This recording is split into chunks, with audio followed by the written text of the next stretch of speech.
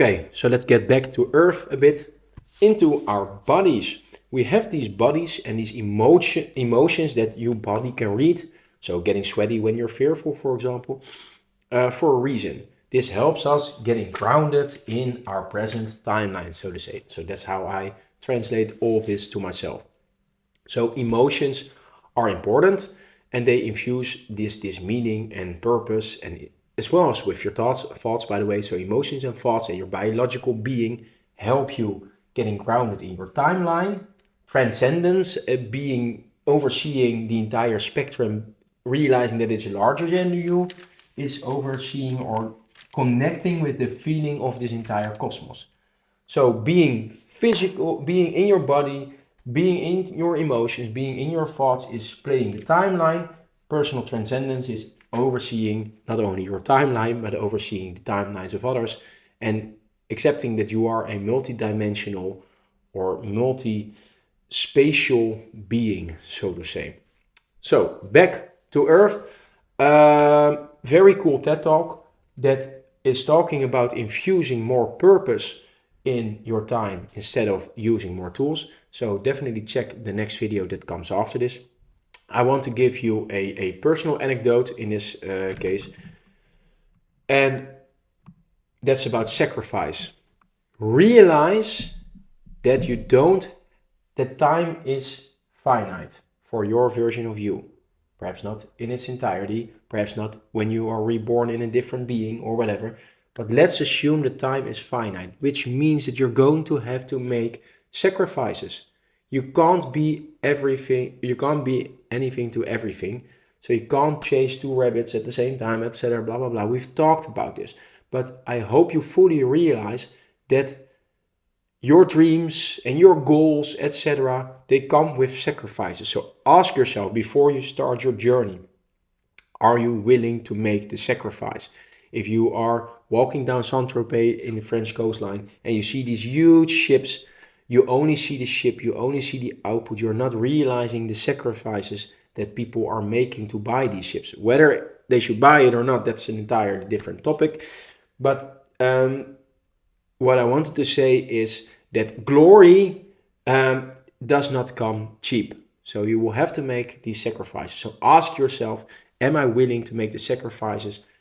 In my opinion, sacrificing now and quality time with yourself, with the kids, your surrounding, positively influencing people in the present weighs more heavily than some distant glory, future, fame, fortune, applause goal. Of course, yeah, you got it for a reason. So try to combine a little bit, but perhaps by being your best self, you can also reach that same goal of fame, fortune, and applause, if that's what you're aiming for.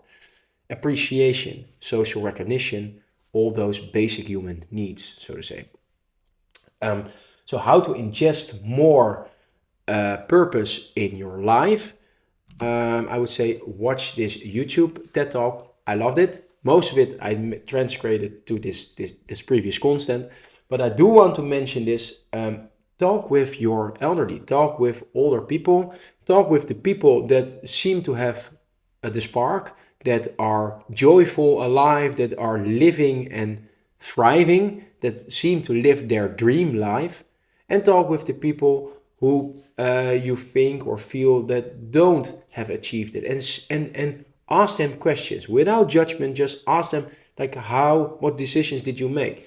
So I recently talked with somebody, for example, and I asked her like, hey, what is your dream? So then she could not mention like, okay, no, I don't have any dreams. So what are your goals? No, I don't have any goals. I like to live in this particular moment, and I just do my thing. And then I started asking like, hey, what's your dream when you were young? Well, I didn't have any dream.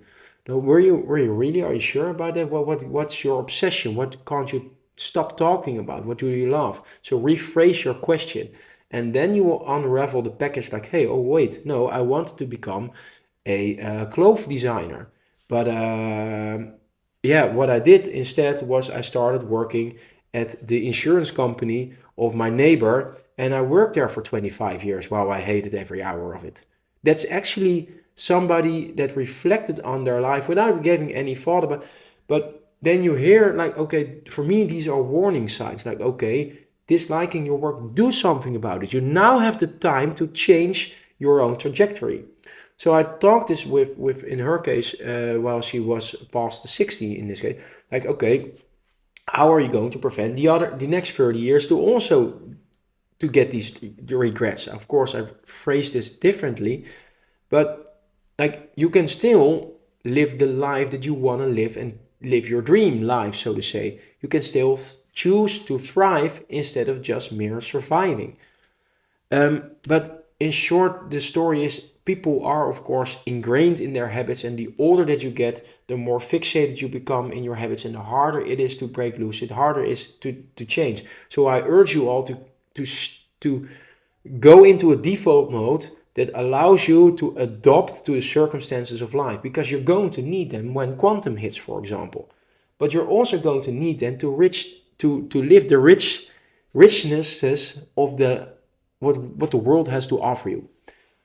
But once again, I think you should listen to this TED Talk that's coming after this video in the YouTube or in the Koyos.world environment. Yeah, definitely seek out to live every moment with full intent, not just doing things half-heartedly like me doing this video. I was sneakily already eating my apple and I thought, oh shit, I forgot a chapter. So this is me doing things half-heartedly. Now I'm switching to full-on mode. You might notice the difference in energy here. Definitely don't fall in this trap of complacency. There's like, I haven't even mentioned this, and it will be mentioned in other chapters, of course, but good is the enemy of great. So good is the enemy of great. If you accept good, if you settle down, then that's the life that you're going to get. If you want to have an extraordinary life, you need to start incorporate extraordinary habits, extraordinary behavior. If not, then not. Remember, there's a darker side, sacrifice. You can't do everything at once. So never forget that the life or the essence of life isn't having it all. The essence of life, I would say, is to give your all in this particular moment. Ganbate. Hooah! So let's go give my all to this apple. Take this message to heart. Loads of cultures have fought thousands of years about it. And me ranting about it, well, I should be zipping it up right now. So zip it. See you in the conclusion and into the next chapter.